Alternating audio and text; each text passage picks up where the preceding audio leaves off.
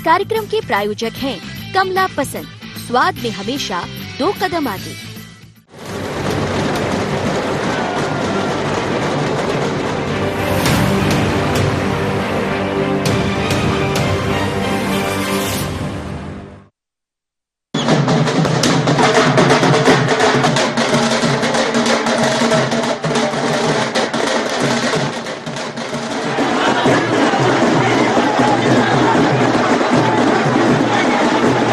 मध्य प्रदेश में शिवराज का जादू बरकरार है। सूबे में हुए 28 विधानसभा उपचुनावों ने यह एक बार फिर साबित कर दिया है। इस उपचुनाव में न तो कमलनाथ का चेहरा काम आया और न ही कांग्रेस के चाणक्य कहे जाने वाले दिग्विजय सिंह की रणनीति। गद्दार के मुद्दे पर शिवराज के काम और उनकी छवि भारी साबित हुई। मध्य प्रदेश के मतदाताओं ने कमलनाथ और उनकी 15 महीने की सरकार के सारे काम नकार दिए। उपचुनाव के जरिए मिले मौके को अपनी भूल सुधार के तौर पर लिया और सूबे की सरकार पर शिवराज को ही बरकरार रखा। तो वहीं चुनाव नतीजों ने कमलनाथ और कांग्रेस को 2023 तक फिर सत्ता से वनवास दे दिया। भाजपा बम्पर जीत से उत्साहित है और इसे जनता के विश्वास की जीत बता रही है। जनता का आभारी हूँ। भारतीय जनता पार्टी में विश्वास व्यक्त किया है, विकास जीता है, जन कल्याण जीता है, जनता का विश्वास जीता है, लोगों का प्रेम जीता है, दंभ और अहंकार हारा है। जिनने प्रदेश को तबाह और बर्बाद किया था उनको जनता ने सबक सिखाया है। जनता के प्रेम के लिए और विश्वास के लिए मैं हृदय से आभार प्रकट करता हूं। एक झूठ बोल के बिकाऊ टिकाऊ का एक नारा चलाने की कोशिश की जो जनता ने नकार दिया जी। उन्होंने फिर भटकाने की कोशिश की। भूखा नंगा है, पैरों की धूल नहीं है, आइटम है, टंचमाल है। ये कोई चुनाव के मुद्दे होते हैं क्या? जनता ने बताया कमलनाथ चुनाव के मुद्दे विकास होते हैं, ये नहीं होते।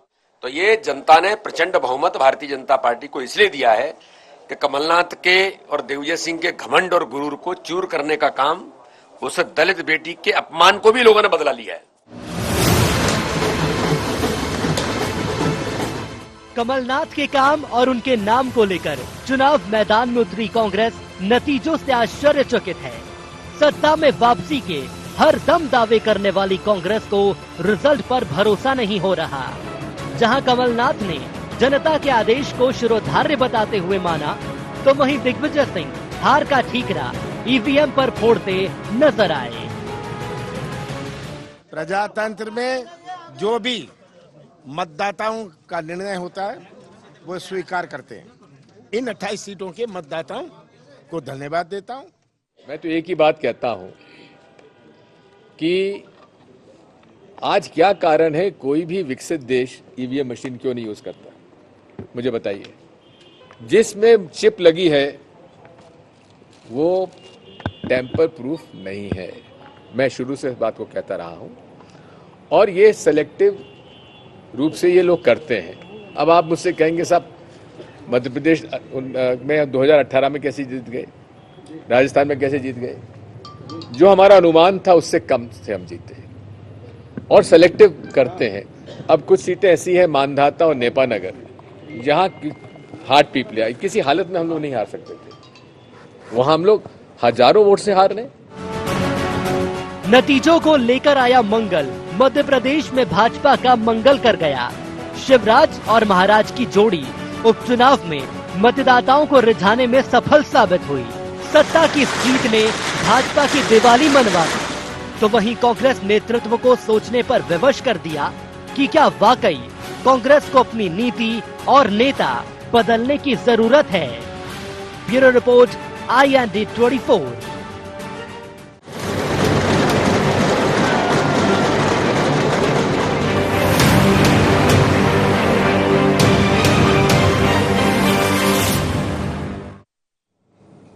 नमस्कार, IND एजेंडा कमल अनाथ में आपका स्वागत है। मैं हूं आपके साथ नवीन पुरोहित। चर्चा को विस्तार देंगे, उसके पहले IND एजेंडा के मुख्य बिंदुओं की तरफ एक निगाह डालते हैं। उपचुनाव में भारतीय जनता पार्टी की बम्पर जीत के क्या मायने? क्या चुनावी दंगल में नहीं चला बिकाऊ और गद्दार का मुद्दा? क्या इस हार के बाद कांग्रेस आला कमान संगठन में करेगा फेरबदल?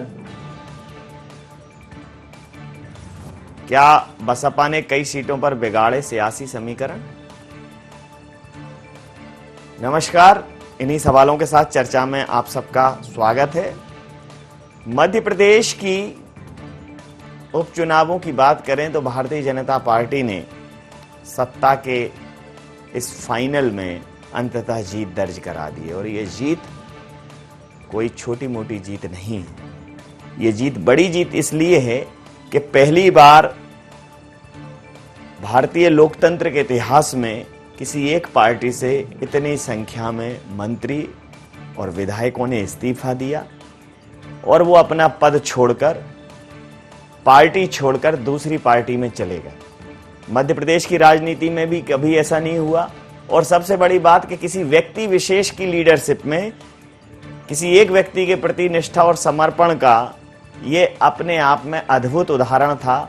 भले ही इसके पीछे स्वार्थ हो, लोभ हो, लालच हो, जैसा कि कांग्रेस कहती थी कि गद्दारी हो, उसका कारण जो भी रहा हो, लेकिन एक व्यक्ति विशेष के लिए अपने भविष्य को दांव पर लगाना निश्चित रूप से खतरा तो था।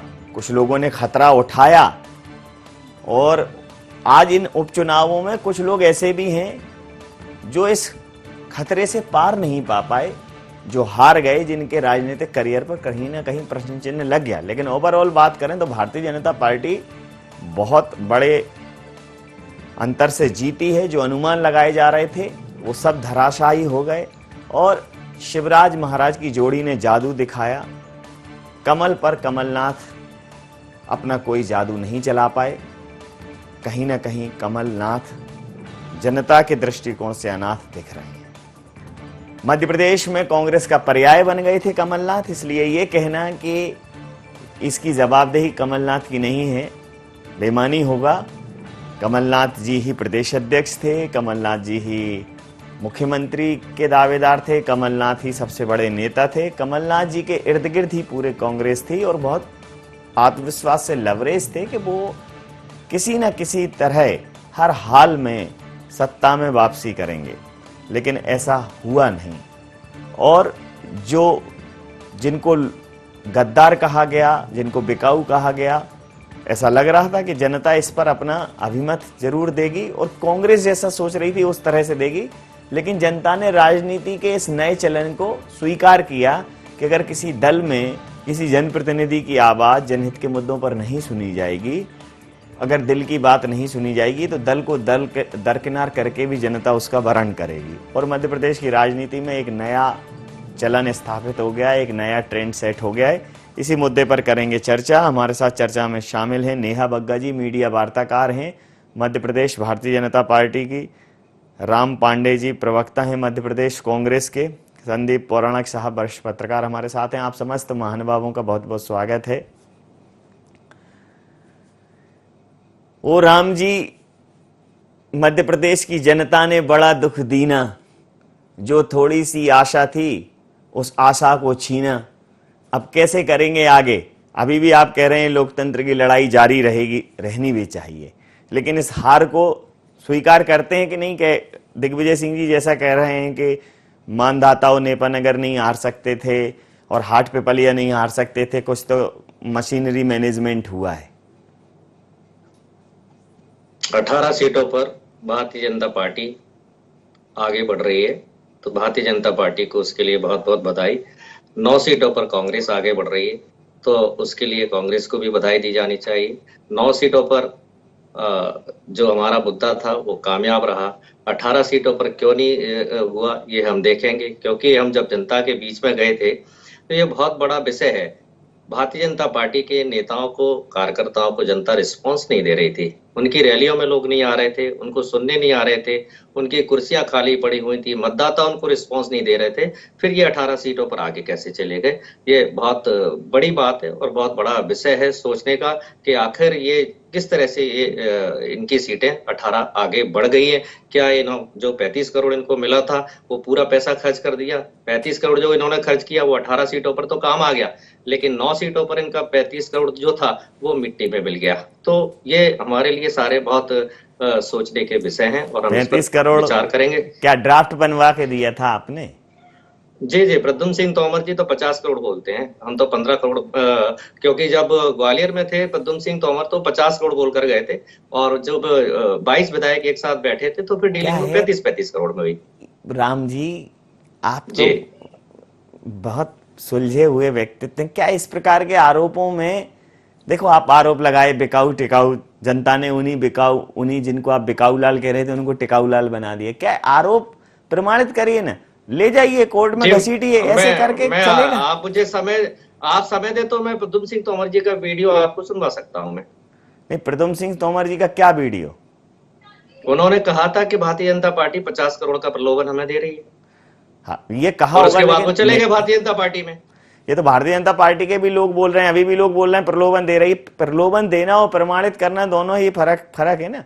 अभी मैं कह दूं कि राम जी ने कहा है आई एजेंडा मेरा फेवर करना, मैं मान लो ये बोल दूं कि राम जी ने कहा आई एजेंडा मेरा फेवर करना, और जो वरिष्ठ पत्रकार हैं उनका भी रुख थोड़ा नरम रखना, हम आपको कुछ देंगे। ये क्या है? इन हल्के आरोपों ने जी आरोप नहीं है, ये सच्चाई है। उमंग सिंगार जी ने प्रेस कॉन्फ्रेंस करके कहा, उमंग सिंगार जी की मान ले, उमंग सिंगार जी की मान ले, मानहानि का दावा करें। नहीं, उमंग सिंगार जी की मान ले तो फिर जो उन्होंने दिग्विजय सिंह जी के लिए कहा वो जी वो हमारे पार्टी का मामला है। ये सिंधिया जी अब दूसरी पार्टी में चले गए। पार्टी में लड़ाई झगड़े चलते रहते हैं, दूसरी पार्टी के दूसरी पार्टी से मोहब्बत चलती है, दूसरी पार्टी से मोहब्बत चलती है, दूसरी पार्टी के साथ मोहब्बत फिल्में बनाते हुए हद है। प्रद्युम्न सिंह तोमर का तो वीडियो आपने सुना होगा कि 50 करोड़ का लालच दिया जा रहा है। तो देखिए, ये बात तो प्रमाणित है कि 35 करोड़ इनको मिला है, और जिस हिसाब से पैसा इन्होंने पानी की तरह बहाया है ये प्रमाणित करता है। ये 35 करोड़ तो छोड़िए, ये 2 करोड़ खर्च नहीं कर सकते थे। ये पिछले चुनाव में अपना पैसा खर्च कर चुके थे, इनके पास जो भी था। 35 करोड़ खर्च करने की इनकी सामर्थ्य नहीं थी। जी और जो इनका जो वोट बढ़ा है 10-15 हजार, उसके कई कारण हैं। 35 करोड़ भी है और दूसरे कारण भी है जो जनता के सामने आएंगे। जी ठीक, आपने अभी भी अच्छे कारण आप ढूंढ रहे हो। नेहा जी, पैसा पानी की तरह बहाया है और इसीलिए इतना अच्छा परिणाम आया है, क्या कहें? नवीन जी, देखिए, ये जो आरोप लगाते हैं बिकाऊ टिकाऊ का, इसका प्रमाण तो जनता के सामने है कि बिकाऊ टिकाऊ वाली राजनीति करने में कौन सबसे ज्यादा इच्छुक था और कौन इसमें उतर कर आया। पिछले दिनों दिग्विजय सिंह जी का एक ऑडियो बहुत वायरल हो रहा था, जिसमें एक प्रत्याशी को वो अपनी पार्टी में आने के लिए कह रहे थे, अन्य दल के प्रत्याशी को अपना नामांकन जो है विड्रॉ कर। तो ये बिकाऊ टिकाऊ की राजनीति का शुरुआत जहां कमलनाथ जी ने की, शरद कौल जी और नारायण त्रिपाठी को बैठाकर, वहां पर तो ये बात करते थे कि कमलनाथ जी बहुत बड़े मैनेजमेंट गुरु हैं, और कमलनाथ जी कहते थे इन 2 के अलावा 10 से 15 विधायक भारतीय जनता पार्टी के मेरे टच में हैं। तब कमलनाथ जी की इस बिकाऊ राजनीति पर ये मैनेजमेंट गुरु मानते थे, और कोई स्वेच्छा से भी बीजेपी में आ जाए कांग्रेस पार्टी का विधायक, अपने नेतृत्व से निराश होकर, उनके अहंकार से निराश होकर, तो ये कहते हैं बिकाऊ टिकाऊ। ये टर्मिनोलॉजी जो अपने हिसाब से ये सेट कर लेते हैं, जनता ने भी इसको नकार दिया है। जनता ने अब ऐसी सरकार चुनी है जो विनाश के ऊपर विकास वाली सरकार है, जो असत्य के ऊपर सत्य वाली सरकार है, जो वादा खिलाफी के ऊपर वचनबद्ध वाली सरकार है। और वो कहते हैं ना, किया अभिमान तो फिर मान नहीं पाएंगे, होगा वही जो श्री राम चाहेंगे।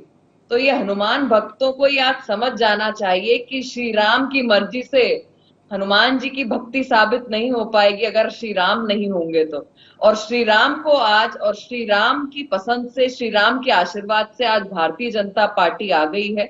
एक अहंकार वाली जो सरकार थी, जो ना जनता की सुनती थी ना जनप्रतिनिधियों की सुनती थी, आज उन्हें नकार कर 3 साल का मंथन करने का मौका दिया है। कमलनाथ जी ने चुनाव कैंपेन की शुरुआत करी थी, हमसे का भूल। अगर अब भी चेत गए कमलनाथ जी तो थोड़ा सा बैठेंगे, विचारेंगे, तो उनको अपनी भूलें याद आएंगी कि काका भूल हो गई उनसे। जी, भूलों की एक लंबी फहरिस्त है। जी, वरिष्ठ पत्रकार संदीप पौराणिक साहब हैं। संदीप साहब सुबह से मेरे साथ हैं, लगातार हम लोग चर्चा में बने हुए हैं। संदीप जी, एक गंभीर चिंतन की जरूरत है कांग्रेस को। बद से बदतर हालत है, बद से बदतर बीत गया है दिन सारे का सारा, और कांग्रेस का कमल निकला है अंधा और आवारा। शोक गीत में बदल गई है धीरे धीरे लोरी।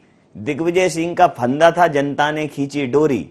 लगता है गर्भस्थ स्वप्न को लगवा मार गया है। लगता है परवेश समूचा खुद को हार गया है। नया फैसला करना होगा शायद इन्हें दोबारा। लेकिन वो नए फैसले पे जाना नहीं चाहते। वो कह रहे हैं वो 35 करोड़ कन्फर्म है, वो 50 करोड़ कन्फर्म है, वो पैसा पानी की तरह बहाया, वो साड़ियां दी, वो अंगूठियां दी, तो वो पायजेब दी। अरे चुनाव में आप जनता ने अगर आपको नकारा है तो मूल कारणों पर जाइए। और ये कोई छोटी मोटी हार नहीं है, क्योंकि ये हार मध्य प्रदेश की राजनीति में इस प्रकार के प्रचलन में, इस प्रकार के माहौल में पहली बार हुई है कि जब किसी एक पार्टी विशेष से लोग गए, आपने कहा ये गद्दार हैं, ये टिकाऊ हैं, जनता की अदालत में ये नहीं टिकेंगे।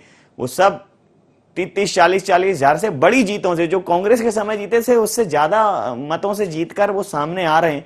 अब आप इसे मशीनरी मैनेजमेंट कहें या और कहें, तो आपको लगता है कि आप मूल कारणों पर कांग्रेस अभी फोकस कर पा रही है? देखिए नवीन जी, राजनीतिक दलों का अपने यहाँ चरित्र है, चाहे बीजेपी हो, कांग्रेस या दीगर राजनीतिक दल हो, किसी एक की बात हम नहीं कर रहे हैं। हार को स्वीकारने में उन्हें तकलीफ होती है, दिक्कत भी जाती है। वो उसके कारण खोजते हैं कि यह हार इस वजह से हुई, मूल जगह पर नहीं पहुंचते। अगर हम बीमारी को जड़ से खत्म करने की कोशिश करें कि आखिर ऐसा हो क्यों रहा है, पिछले 20 साल का लगभग इतिहास हम लोग के पास है। इसमें एक चुनाव भी कांग्रेस जीत गई, लेकिन कांग्रेस की मध्य प्रदेश में 2003 के बाद यह स्थितियां क्यों हुई, इसका आकलन और ईमानदारी से समीक्षा की जरूरत तो है। और इस चुनाव में भी वही हुआ कि कांग्रेस जिन तैयारियों से लड़ी वो दिखी, लगा भी कि कांग्रेस मैदान में लड़ती नजर आ रही है, लेकिन जो नतीजे आए वो वैसे नहीं आए जैसे कांग्रेस कल्पना कर रही थी और जैसी चर्चाएं थी। उसका कारण जो मैं समझ पा रहा हूं, वो कहीं ना कहीं कांग्रेस के अंदर वो टीम भावना विकसित नहीं हो पा रही है। हो सकता है कांग्रेस नेताओं को इस पे आपत्ति हो या बहुत आपने इतनी मूल बात कही है। मैं खुद इस बार फील्ड में पर्याप्त समय रहा। इस ब्रेक के बाद मैं आपको 1-2 जगह के संस्मरण सुनाऊंगा, क्योंकि पहले कहते थे वो एग्जिट पोल के सिलसिले में आ जाते। तो एक व्यावसायिक अंतराल के लिए हम यहाँ रुकेंगे और उसके तुरंत बाद चर्चा में हाजिर होंगे और चर्चा जारी रहेगी।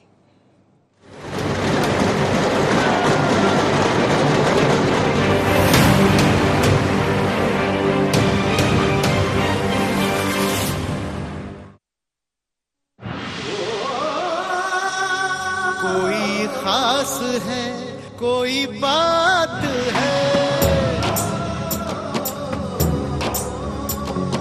कमला पसंद। जीते दुनिया हर बाजी जीते, हर अदा में शाही अंदाज है। कमला पसंद पान मसाला, शाही स्वाद, शाही अंदाज, स्वाद में हमेशा 2 कदम आगे। रत्न पहनिए, भाग्य बदलिए। पूर्णतः शुद्ध और उत्तम गुणवत्ता के रत्नों का प्रदेश में एकमात्र स्थान, नक्षत्रा जेम्स, भोपाल। संपर्क करें Marwari road showroom 8871065781, Ashoka garden showroom 9329574578, Bharat माता चौराहा showroom 8815196571, online order www.rakshatrajames.com, easy EMI and home delivery available.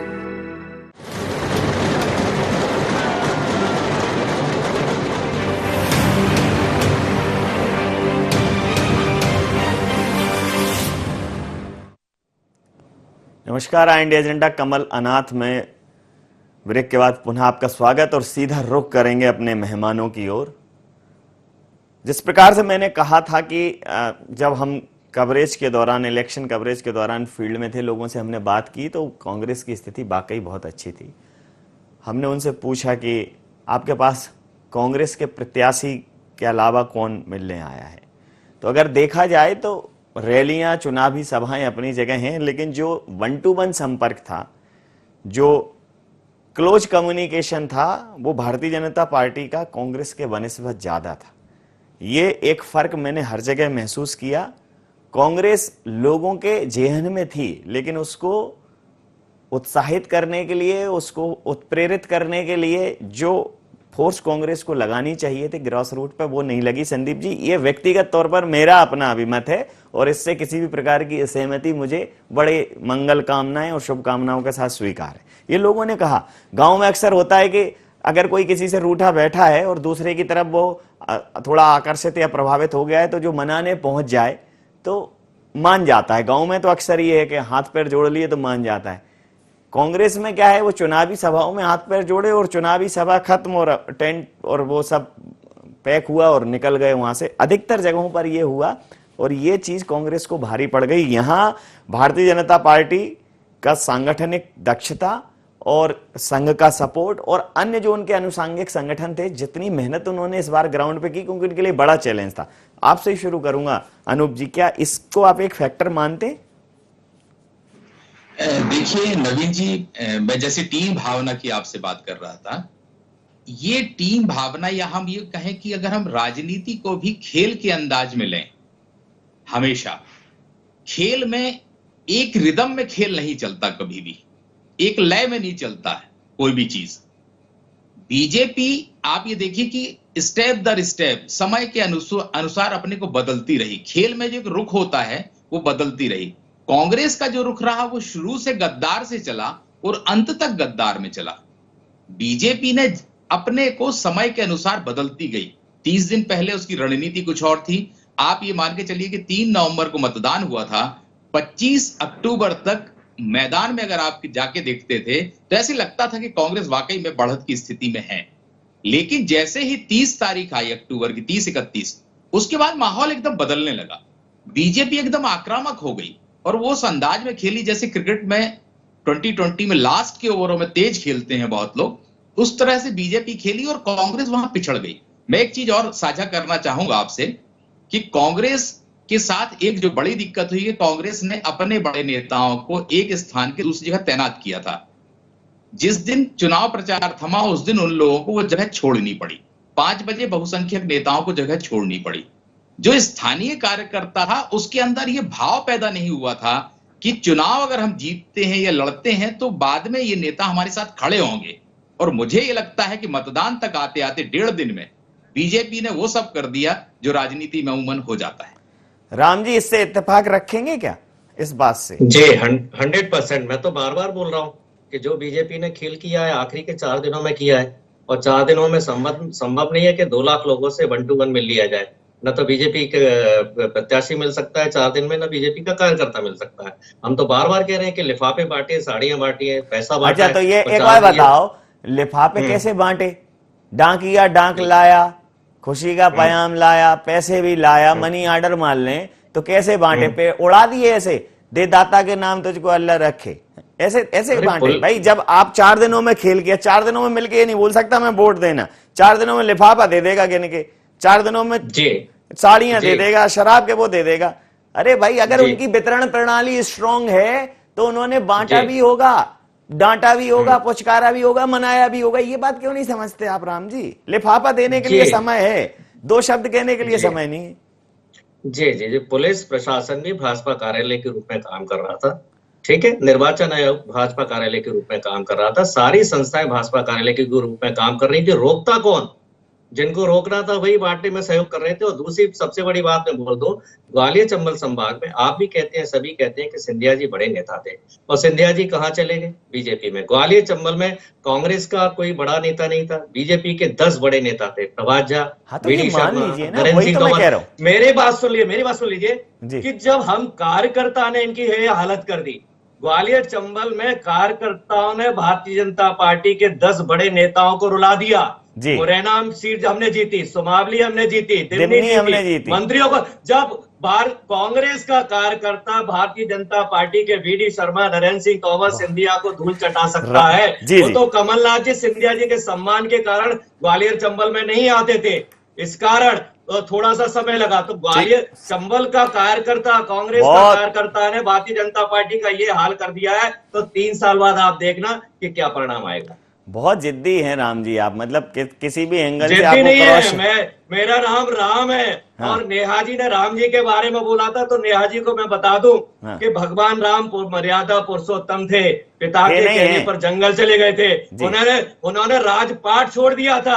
उन्होंने उस समय कोई सौदेबाजी नहीं कही थी। 14 साल जंगल में रहे थे। नेहा जी, युवराज जी 15 महीने नहीं छोड़ पाए। कम से कम भगवान राम से त्याग की भावना तो सीखते। विधायक नहीं खरीदते। आप सुनो तो राम जी मेरी बात सुनो। अरे राम जी, और ये विधायक राम खरीद रहे। जी, भगवान अरे राम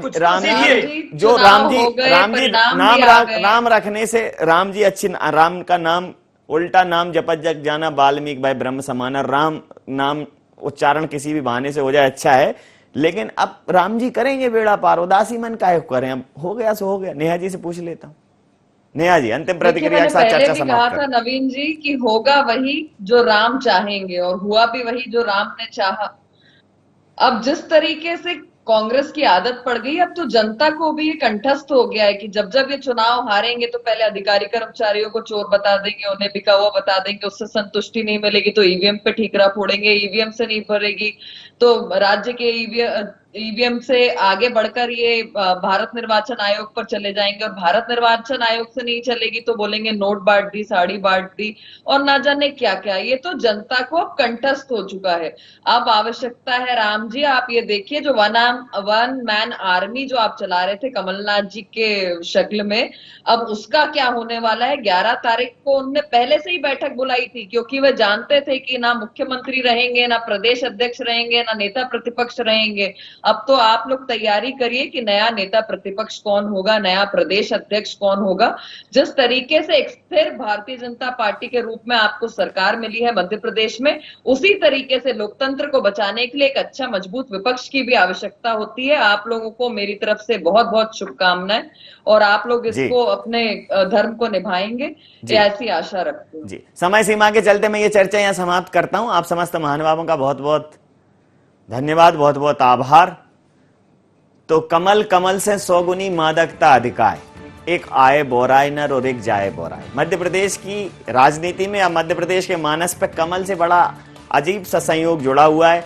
कमल आता है तो कमलनाथ चले जाते हैं, और कमलनाथ आते हैं तो कमल चला जाता है, लेकिन अंततः कमल खिल चुका है, और कमलनाथ जी के सामने एक प्रश्न चिन्ह है उनके भविष्य पर, उनकी आगे के सफर पर। IND एजेंडा में इतना ही। आप बने रहिए IND 24 के साथ और देखते रहिए IND 24। नमस्कार।